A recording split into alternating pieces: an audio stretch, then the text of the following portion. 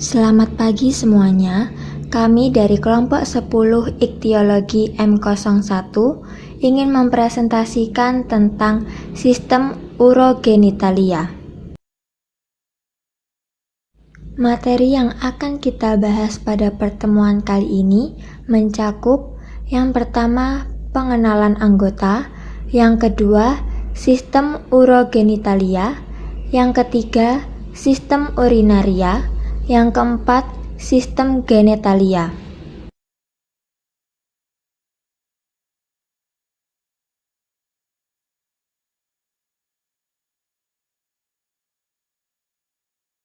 Selanjutnya, di dalam kelompok ini sendiri terdiri dari 3 anggota. Yang pertama, Nadila Rifatul Jannah. Yang kedua, Yosefa Diah Kusumawardani, yaitu saya sendiri. Yang ketiga, Halifia Rahmadiawan.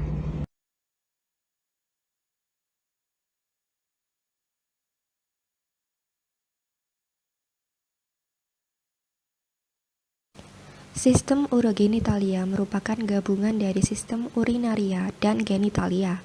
Duktus-duktus ginjal dan sistem reproduksi sangat terkait satu sama lain, sehingga banyak ahli yang mempelajari kedua sistem tersebut sebagai satu sistem urogenital. Atau dengan kata lain, ginjal dengan saluran urin yang muaranya menyatu dengan muara kelamin dinamakan saluran urogenital, dan saluran urogenital terletak di belakang anus. Inti dari kedua sistem ini adalah sistem urinaria untuk membuang bahan yang tidak diperlukan tubuh. Organ utama yang melakukan adalah ginjal sebagai sistem ekskresi. Sedangkan sistem genitalia untuk berkembang biak, organ utama testis dan ovarium sebagai sistem reproduksi.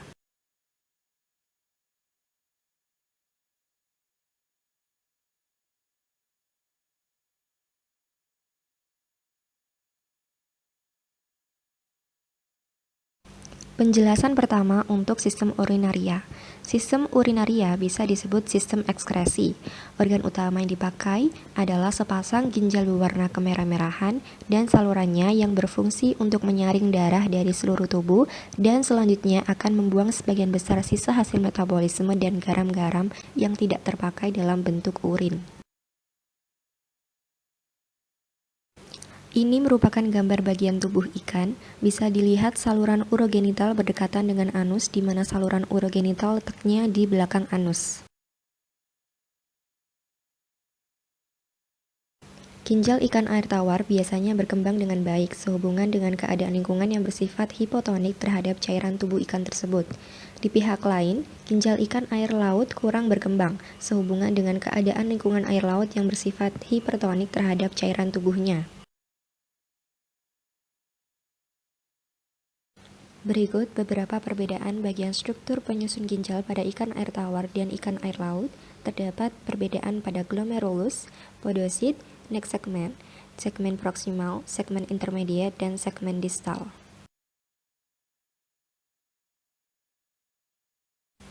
Mekanisme lebih lanjut pada sistem urinaria, yaitu hasil buangan berupa urin yang dihasilkan oleh ginjal dialirkan melalui sepasang ureter yang berjalan di pinggiran rongga badan sebelah dorsal menuju ke belakang.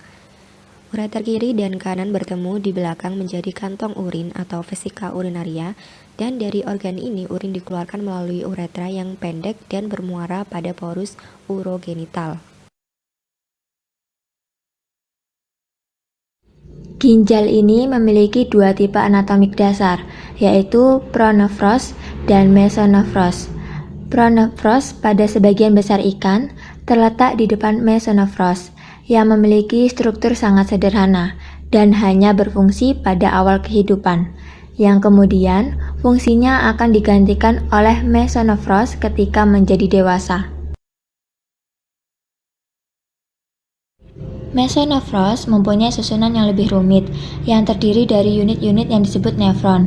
Nefron ini terdiri dari badan Malpighi dan tubuli ginjal. Badan Malpighi ini sendiri terdiri dari glomerulus dan kapsul Bowman.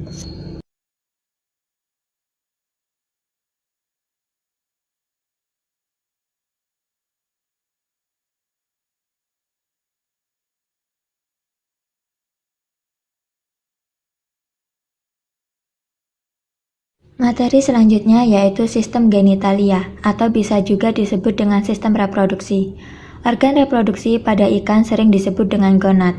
Selama proses reproduksi, perkembangan gonad ialah organ utama dari sebagian hasil metabolisme, sehingga menyebabkan gonad itu sendiri mengalami perubahan. Perubahan umumnya pada pertambahan bobot gonad, yaitu pada ikan jantan sekitar 5-10% dan pada ikan betina sekitar 10-25% dari bobot tubuh. Untuk mengetahui perbandingan ikan-ikan yang akan atau tidak melakukan reproduksi, diperlukan pengetahuan tentang tahap-tahap atau perubahan kematangan gonad. Bukan hanya itu, pada ikan yang akan, baru, atau selesai memijah, menjadi perbandingan dalam pengetahuan kematangan gonad. Kematangan gonad ini sendiri dipengaruhi oleh beberapa faktor, antara lain suhu dan makanan. Pengetahuan tentang anatomi dan histologi alat reproduksi diperlukan dalam pengetahuan perkembangan gonad. Jika tidak, maka tidak akan sempurna.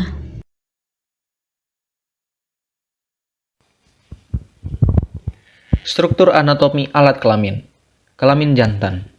Testis merupakan sepasang organ memanjang yang terletak pada dinding dorsal. Pada famili Poecilidae, kedua organ testis dibungkus dalam satu kantung. Dari testis keluar satu pembuluh sperma atau vas deferens pada bagian permukaan mesodorsal yang bermuara di antara anus dan pembuluh urinari.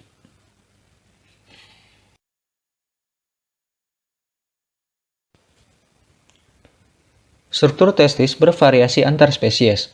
Namun demikian dapat digolongkan menjadi dua tipe, yaitu tipe-tipe lobular atau lobul-lobul dan tubular atau tabung.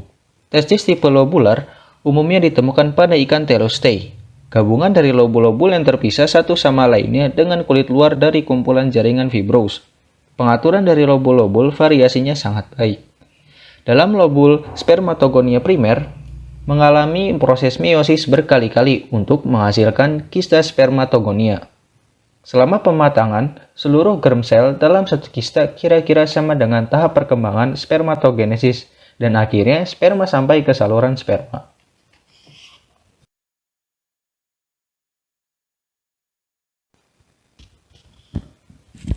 Testis tipe tubular terbatas pada ikan gupi.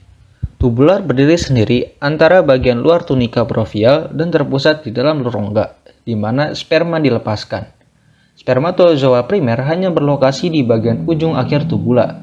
Spermatogenesis dan spermiogenesis terpusat di kista germinal, bagian dalam testis di saluran vas deferens.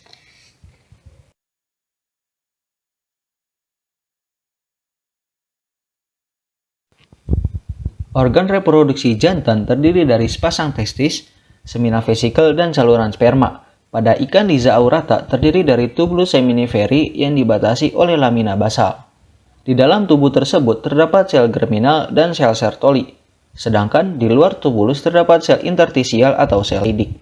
Sel germinal terkumpul dalam kista-kista seminiferi yang berbeda, yaitu spermatosit primer, spermatosit sekunder, dan spermatid pada tingkat yang berbeda, dan sperma masing-masing kista dibatasi oleh sel-sel Sertoli.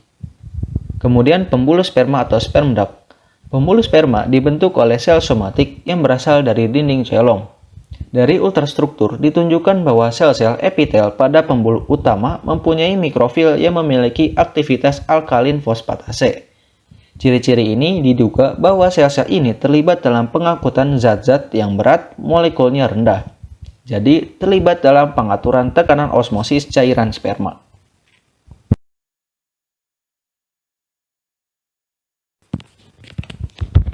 Vesica seminalis.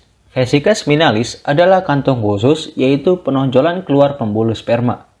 Ditemukan pada ikan Telostei. Pada ikan Nigilitis, penampilan seperti lobuli yang sangat besar berisi cairan berwarna kekuningan. Diduga bahwa kantung ini bukan tempat penyimpanan sperma dan bukan dari sistem pembuluh, dengan demikian tidak homolog dengan vertebrata yang menyimpan sperma sebelum ejakulasi. Jadi, kantung ini diduga menyimpan cairan yang berguna dalam transport spermatozoa dan aktivitas lain.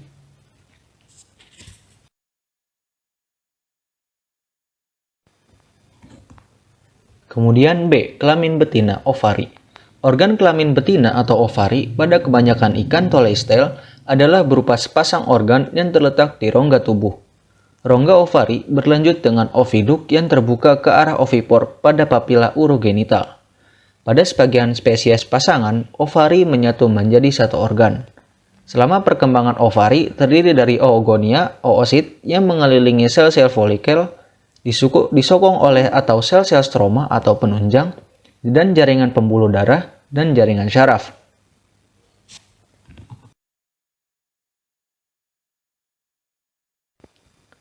Tipe-tipe ovari menurut Wallace dan Salman dalam Nagahama tahun 1983 yaitu 1. Ovari sinkron atau serempak. Artinya perkembangan ovari sinkron berkembang bersama, keluar bersama, dan sesudah itu mati. Hal ini ditemukan pada Sidat Catadromus. Kedua, ovari sinkron sebagian, yaitu ovari memiliki lebih dari 2 kelompok oosit pada berbeda tahap perkembangan. Misalnya pada ikan trout pelangi, umumnya memijah 1 kali setahun, musimnya relatif pendek. 3. Ansinkronus atau metakrom atau ovari tidak sinkron. Ovari memiliki oosit pada semua tingkat perkembangan. Tipe ini ditemukan pada semua spesies ikan mas yang memijah dalam waktu dan musim yang panjang.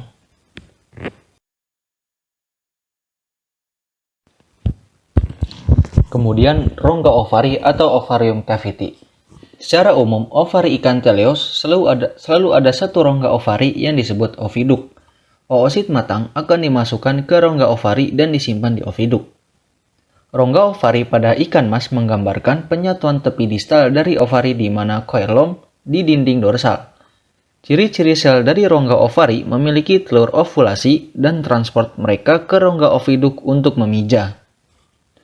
Rongga ovari pada kebanyakan teleostei terlipat-lipat menjadi serangkaian lipatan kompleks yang kadang-kadang mengandung telur yang bisa memenuhi rongga. Telur dilepaskan dari folikul yang masuk ke dalam peritoneum atau ke dalam rongga ovari, di mana dalam medula ovarium kaya akan jaringan elastis dan otot licin.